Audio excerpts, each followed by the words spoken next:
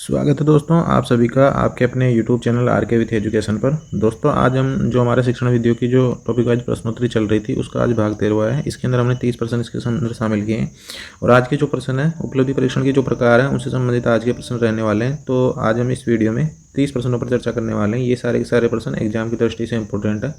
यदि आप इन प्रश्नों को PDF के रूप में चाहते हो तो हमारा जो टेलीग्राम चैनल है उसको आप ज्वाइन जरूर कर लें। आर के विथ एजुकेशन नाम से हमारा जो टेलीग्राम चैनल है उसको ज्वाइन कर लें। वहाँ पर आपको इनकी सारी PDF मिल जाएगी। और अगर आप यूट्यूब चैनल पर पहली बार विजिट कर रहे हो तो यूट्यूब चैनल को सब्सक्राइब करके नोटिफिकेशन के लिए बेल का आइकन जरूर प्रेस करें। और इन प्रश्नों की जो आपको प्ले लिस्ट है वो टीचिंग मेथड के नाम से मिल जाएगी, तो आप वहाँ से एक बार इसको क्रम वाइज भी देख सकते हो। तो देख लेते हैं आज का पहला प्रश्न। तो प्रश्न नंबर 1 दे रखा है, उपलब्धि परीक्षण का मुख्य उद्देश्य क्या है। ऑप्शन 1 दे रखा है व्यक्तित्व का आकलन करना। ऑप्शन 2 दे रखा है ज्ञान और कौशल का मूल्यांकन करना। ऑप्शन 3 दे रखा है भविष्यवाणी करना। ऑप्शन 4 दे रखा है शिक्षा नीति बनाना। ऑप्शन 4 दे रखा है अनुत्तरित प्रश्न। तो उपलब्धि परीक्षण का जो मुख्य उद्देश्य है वो है ज्ञान और कौशल का मूल्यांकन करना। सही आंसर इसका हो जाएगा ऑप्शन नंबर बी, इसका सही आंसर रहेगा। विवेल की जो परिभाषा है वो भी कुछ इसी प्रकार की परिभाषा है कि उपलब्धि परीक्षण वह अभिकल्प है जो विद्यार्थी द्वारा ग्रहण किए विद्यार्थी द्वारा ग्रहण किए गए ज्ञान, कुशलता और क्षमता का मापन करता है। कुशलता और क्षमता का मापन करता है। तो इसका सही आंसर हो जाएगा ऑप्शन नंबर बी, इसका सही आंसर रहेगा। इसके अलावा एक परिभाषा और है फ्रीमैन की। तो फ्रीमैन की परिभाषा यह है कि विषयों जो हमने उनको सिखाया है बालकों को, पाठ्यक्रम के विभिन्न विषयों में व्यक्ति के ज्ञान समझ और कौशल का मापन करना। ज्ञान, समझ व कौशल का मापन करना ये परिभाषा है फ्रीमैन की। और इसके अंदर भी दिया हुआ अपन को ज्ञान और कौशल का मूल्यांकन करना। तो सही आंसर हो जाएगा इसका ऑप्शन नंबर बी।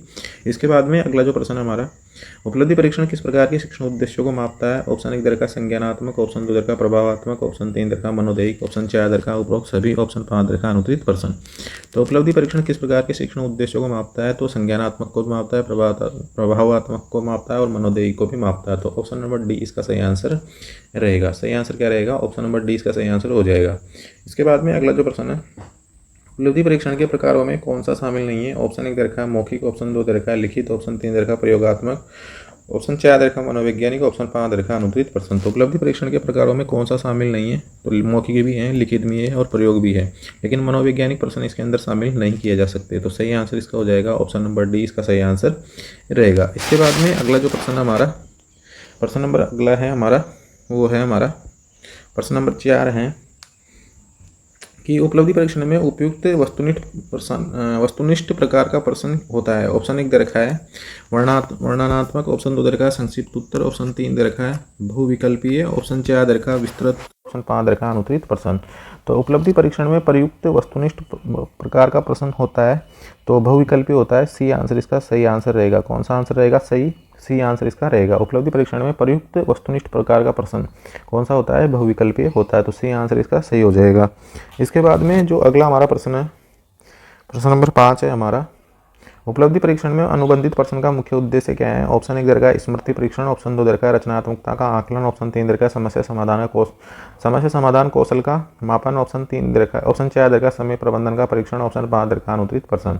तो उपलब्धि परीक्षण में अनुबंधित प्रश्न वो होते हैं जो बंद नहीं होते हैं, यानी खुले प्रश्न जो होते हैं उनको बोलते हैं अनुबंधित प्रश्न, यानी कि जिन पर प्रतिबंध नहीं होता है, यानी उसमें हम कुछ भी लिख सकते हैं। उसके द्वारा क्या पता लगेगा, हमें रचनात्मकता का आकलन हो जाएगा उसके अंदर। तो रचनात्मकता के बारे में पता लगने के लिए खुले प्रश्नों का उपयोग किया जाता है। तो सही आंसर हो जाएगा इसका ऑप्शन नंबर बी। इसके बाद में अगला जो प्रश्न है हमारा, प्रश्न नंबर 6 है, उपलब्धि परीक्षण में आंतरिक वैधता का मतलब क्या है। तो ऑप्शन 1 दे रखा है परिणामों की सटीकता। ऑप्शन 2 दे रखा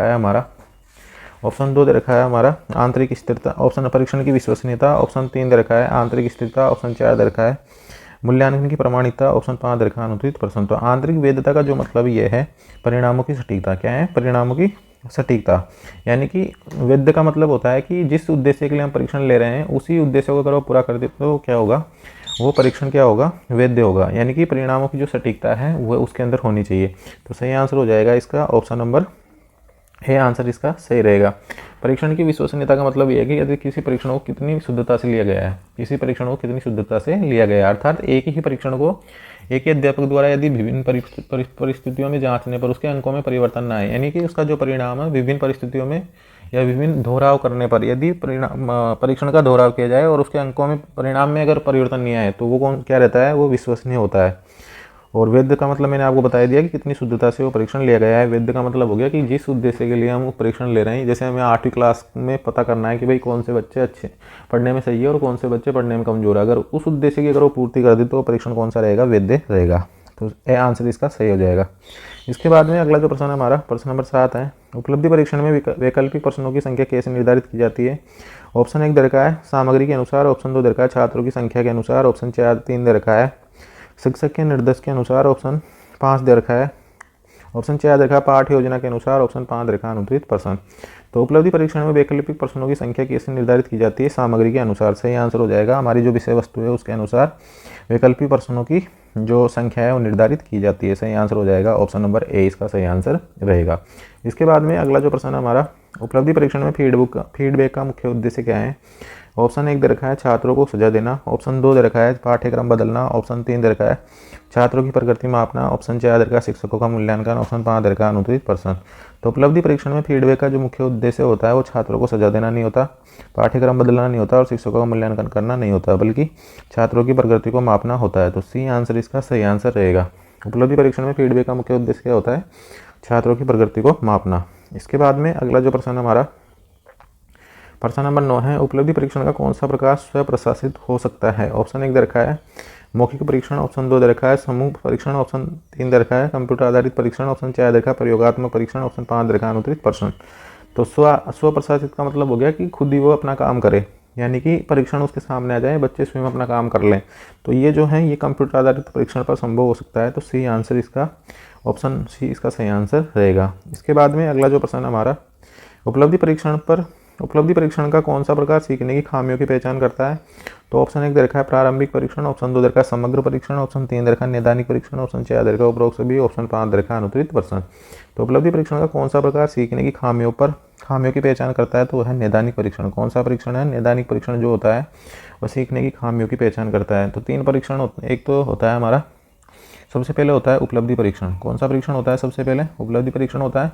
उसके बाद में एक होता है नैदानिक परीक्षण, निदानात्मक परीक्षण इसको बोलते हैं, और एक होता है फिर हमारा उपचारात्मक शिक्षण। तीनों ही जो परीक्षण है या शिक्षण है, इनके तीनों के उद्देश्य अलग अलग हैं।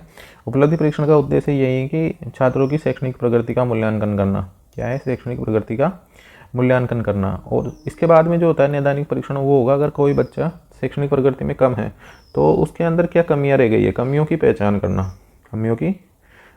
करना और कमियों का पहचान करके उनका विश्लेषण करना भी किसी में इसमें आ जाएगा।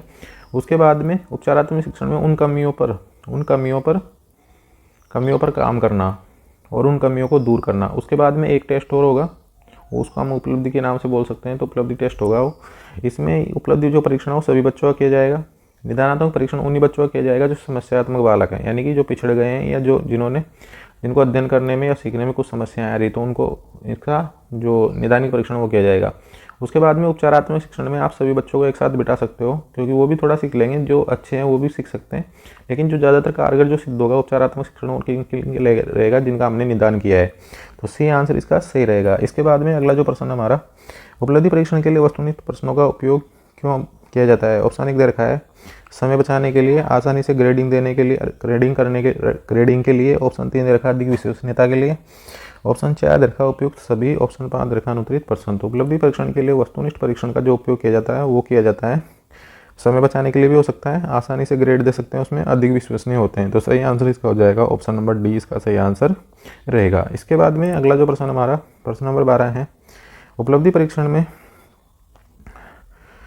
परीक्षण में ब्लूम का वर्गीकरण मुख्य रूप से किस पर आधारित होता है। ऑप्शन 1 दे रखा है शिक्षा के उद्देश्य, ऑप्शन 2 दे रखा है परीक्षण का प्रारूप, ऑप्शन 2 दे रखा है छात्रों का व्यवहार, ऑप्शन 3 दे रखा है शिक्षकों की प्रतिक्रिया, ऑप्शन 5 दे रखा है अनुत्तरित प्रश्न। तो उपलब्धि परीक्षण में ब्लूम का जो वर्गीकरण है, ये शैक्षणिक जो उद्देश्य होते हैं हमारे शिक्षा के उद्देश्य हैं 3 प्रकार के, ज्ञानात्मक, भावात्मक और क्रियात्मक। भावात्मक और क्रियात्मक, ये 3 उद्देश्य होते हैं और इन्हीं को वो पूरा करता है क्रियात्मक। तो इसका सही आंसर हो जाएगा शिक्षा के उद्देश्य।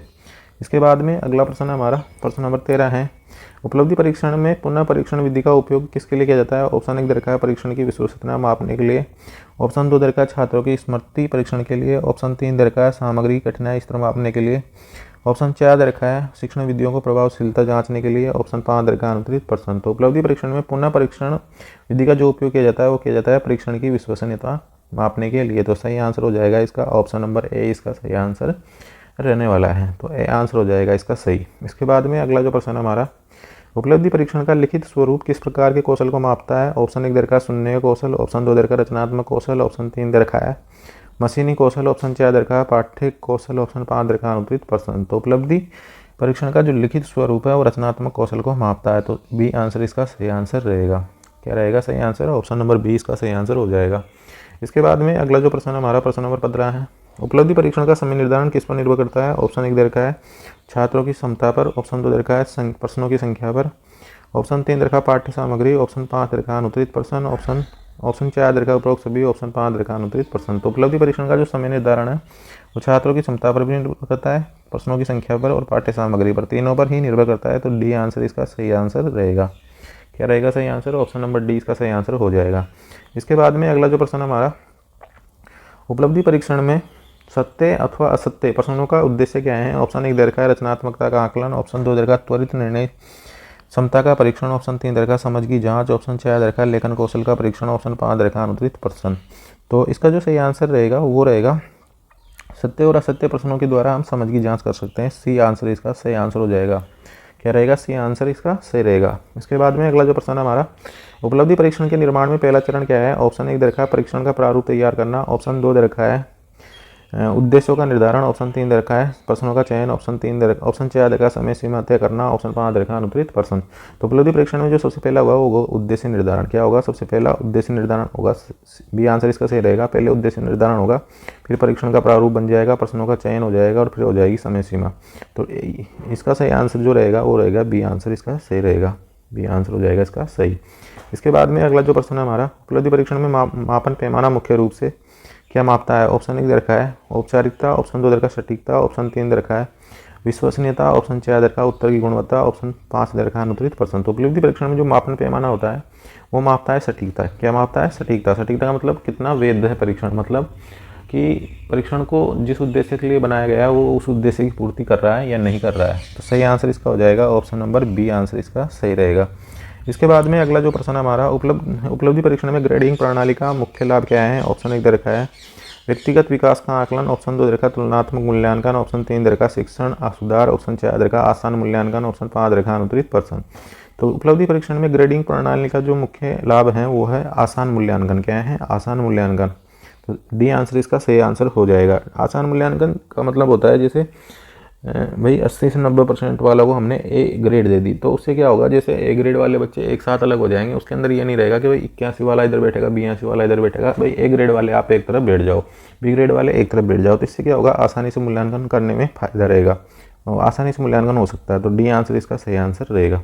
इसके बाद में अगला प्रश्न हमारा, उपलब्धि परीक्षण में मानक विचलन का उपयोग किया जाता है, किसके लिए किया जाता है। ऑप्शन 1 दे रखा है परीक्षण की कठिनाई स्तर को मापने के लिए, ऑप्शन 1 दे रखा है उत्तरों की विविधता मापने के लिए, ऑप्शन 3 दे रखा है मूल्यांकन की विश्वसनीयता बढ़ाने के लिए, ऑप्शन 4 दे रखा है छात्रों की औसत प्रगति मापने के लिए, ऑप्शन 5 दे रखा है अनुत्तरित प्रश्न। तो उपलब्धि परीक्षण में मानक विचलन का जो उपयोग किया जाता है वो परीक्षण की कठिनाई स्तर मापने के लिए किया जाता है। तो ए आंसर इसका सही रहेगा। क्या रहेगा सही आंसर? ए आंसर इसका सही हो जाएगा। इसके बाद में जो अगला जो हमारा प्रश्न है वो है हमारा प्रश्न नंबर 21 है, उपलब्धि परीक्षण में अंकन प्रक्रिया कितने प्रकार की होती है। ऑप्शन 1 दे रखा है 2 प्रकार की, ऑप्शन 2 दे रखा है, ऑप्शन 1 दे रखा है 2 प्रकार की, ऑप्शन 3 दे रखा है 3 प्रकार की, ऑप्शन 3 दे रखा है 4, ऑप्शन 4 दे रखा है 5, ऑप्शन 5 दे रखा है अनुत्तरित प्रश्न। तो उपलब्धि परीक्षण में अंकन प्रक्रिया जो होती है 2 प्रकार की होती है। एक तो अंक दिए जाते हैं और एक दी जाती है ग्रेड दी जाती है। तो 2 प्रकार की अंकन प्रक्रिया होती है। तो आंसर इसका सही हो जाएगा। इसके बाद में अगला जो प्रश्न हमारा वो है, उपलब्धि परीक्षण में पुनरावलोकन का उद्देश्य क्या है। ऑप्शन 1 दे रखा है परीक्षण की चुनौती देना, परीक्षण को चुनौती देना, ऑप्शन 2 दे रखा है छात्रों की गलतियों का पता लगाना, ऑप्शन 3 दे रखा है परीक्षण की वैधता मापना, ऑप्शन 4 दे रखा है शिक्षकों का मार्गदर्शन, ऑप्शन 5 दे रखा है अनुत्तरित प्रश्न। तो उपलब्धि परीक्षण में पुनरावलोकन का जो मुख्य उद्देश्य होता है वो होता है परीक्षण की वैधता मापना। तो सही आंसर हो जाएगा इसका ऑप्शन नंबर सी इसका सही आंसर रहेगा। इसके बाद में अगला जो प्रश्न हमारा प्रश्न नंबर 23 है, उपलब्धि परीक्षण किस प्रकार की प्रतिक्रिया पर आधारित होता है। ऑप्शन 1 दे रखा है मौखिक, ऑप्शन 2 दे रखा है लिखित, ऑप्शन 3 दे रखा है विश्लेषणात्मक, ऑप्शन 4 दे रखा है उपरोक्त सभी, ऑप्शन 5 दे रखा है अनुत्तरित प्रश्न। तो उपलब्धि परीक्षण किस प्रकार की प्रतिक्रिया पर आधारित होता है। मौखिक पर भी होता है, लिखित पर भी होता है और विश्लेषणात्मक पर भी होता है। तो सही आंसर हो जाएगा इसका ऑप्शन नंबर डी इसका सही आंसर रहेगा। इसके बाद में अगला जो प्रश्न है, उपलब्धि परीक्षण किस प्रकार के सीखने को मापता है? ऑप्शन 1 दर का सतही सीखने को, ऑप्शन 2 दर का गहन सीखने को, ऑप्शन 3 दर का अवचेतन, ऑप्शन 4 दर गैर औपचारिक, ऑप्शन 5 दर का अनुत्तरित प्रश्न। तो उपलब्धि परीक्षण किस प्रकार के सीखने को मापता है? गहन सीखने को मापता है, सतही को नहीं। गहन ज्ञान की ये उपलब्धि परीक्षण किया जाता है गहन ज्ञान के लिए, तो बी आंसर इसका सही हो जाएगा। इसके बाद में अगला जो प्रश्न हमारा प्रश्न नंबर 25 है, उपलब्धि परीक्षण में प्रत्यक्ष निरीक्षण के क्या महत्व है? ऑप्शन 1 दर का है समूह गतिविधि का आकलन, ऑप्शन 2 दर का है व्यक्तिगत प्रकृति का आकलन, ऑप्शन 2 दर का व्यवहार का निरीक्षण, ऑप्शन 4 दर का मौखिक प्रतिक्रिया, ऑप्शन 5 दर का अनुत्तरित प्रश्न। तो उपलब्धि परीक्षण में प्रत्यक्ष निरीक्षण का महत्व है व्यवहार का निरीक्षण करना, तो सी आंसर हो जाएगा। ऑप्शन नंबर इसका सी सही आंसर हो जाएगा। इसके बाद में अगला जो प्रश्न है हमारा, उपलब्धि परीक्षण में छात्रों की तैयारी का पूर्व परीक्षण क्या कहलाता है? ऑप्शन 1 दे रखा है प्रारंभिक परीक्षण, ऑप्शन 2 दे रखा है फीडबैक परीक्षण, ऑप्शन 3 दर का प्रगति परीक्षण, ऑप्शन 4 दर का अंत परीक्षण, ऑप्शन 5 दर का अनुत्तरित प्रश्न। तो उपलब्धि परीक्षण में छात्रों की पूर्व तैयारी का पूर्व परीक्षण जो होता है वो कहलाता है प्रारंभिक परीक्षण। 2 परीक्षण इसके होते हैं, एक तो प्रारंभिक और एक जो एक्चुअल होता है वो होता है एक्चुअल ट्राई आउट और एक होता है प्री ट्राई आउट। तो प्रारंभिक परीक्षण हो गया इसका ऑप्शन नंबर ए। इसके बाद में अगला जो प्रश्न है हमारा प्रश्न नंबर 27 है। प्रश्न नंबर 27 है हमारा, उपलब्धि परीक्षण के निर्माण में कौन सा चरण अंतिम होता है? ऑप्शन 1 दे रखा है प्रश्नों का चयन, ऑप्शन 2 दर का स्कोरिंग प्रणाली का निर्धारण, ऑप्शन 3 दर का परीक्षण की वैधता जांचना, ऑप्शन 4 दर का रिपोर्ट तैयार करना, ऑप्शन 5 दर का अनुत्तरित प्रश्न। तो जो सबसे अंत में जो चरण होता है वो होता है रिपोर्ट तैयार करना। क्या होता है? रिपोर्ट तैयार करना होता है। इसके पहले वाला जो चरण होता है वो होता है स्कोरिंग प्रणाली का निर्धारण होता है। उससे पहले जो होता है परीक्षण की वैधता जांचना और सबसे पहला जो होता है वो होता है प्रश्नों का चयन करना। तो डी आंसर इसका सही आंसर रहेगा। इसके बाद में इसमें पहला मान लो आप, पहला तो हो गया प्रश्नों का चयन, उसके बाद में परीक्षण की वैधता जांचना, फिर तीसरा हो जाएगा स्कोरिंग प्रणाली का निर्धारण और चौथा हो जाएगा रिपोर्ट तैयार करना। तो इसका सही आंसर हो जाएगा रिपोर्ट तैयार करना। इसके बाद में अगला जो प्रश्न हमारा, उपलब्धि परीक्षण में रचनात्मक प्रश्नों का मुख्य उद्देश्य क्या है? ऑप्शन 1 दे रखा है अवधारणाओं की स्पष्टता, ऑप्शन 2 दे रखा है ज्ञान को बढ़ावा देना, ऑप्शन 3 दे रखा है रचनात्मकता का आकलन, ऑप्शन 4 गति और सटीकता मापना, ऑप्शन 4 दे रखा है, ऑप्शन 5 दे रखा है अनुत्तरित प्रश्न। तो उपलब्धि परीक्षण में रचनात्मक प्रश्नों का जो मुख्य उद्देश्य होता है वो होता है रचनात्मकता का आकलन। तो सी आंसर इसका सही हो जाएगा। क्या हो जाएगा सही आंसर? सी इसका सही आंसर हो जाएगा। इसके बाद में अगला जो प्रश्न है हमारा प्रश्न नंबर 29 है, उपलब्धि परीक्षण में मूल्यांकन का कौन सा तरीका सबसे प्रभावी है? ऑप्शन 1 दे रखा मौखिक मूल्यांकन, ऑप्शन 2 दे रखा परियोजना कार्य, ऑप्शन 3 दे रखा बहुविकल्पीय परीक्षण, ऑप्शन 4 दे रखा शिक्षण सहायक गतिविधियां, ऑप्शन 5 दे रखा अनुत्तरित प्रश्न। तो उपलब्धि परीक्षण में मूल्यांकन का कौन सा तरीका सबसे प्रभावी है? तो कौन सा तरीका है? परियोजना कार्य जो है वो सबसे अधिक प्रभावी माना जाता है।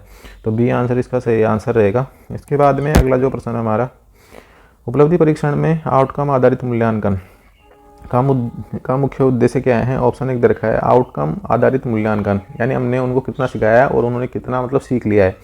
इसका जो मुख्य उद्देश्य है वो क्या है?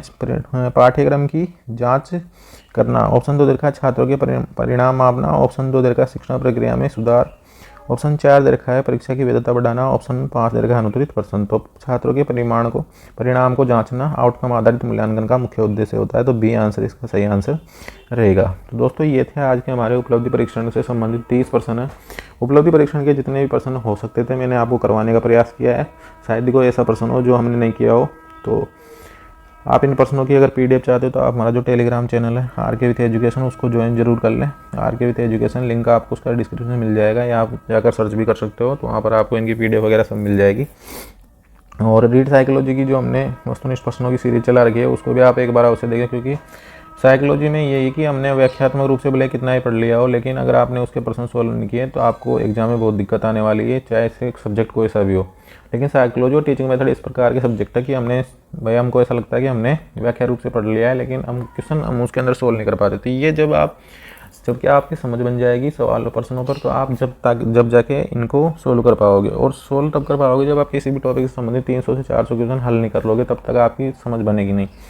तो ऐसे प्रश्नों की देखने के लिए और भी अन्य जॉब संबंधी और भी अन्य अपडेट के लिए आप हमारे यूट्यूब चैनल पर हमारे साथ बने रहें और अपने मित्रों के साथ शेयर जरूर कर दें।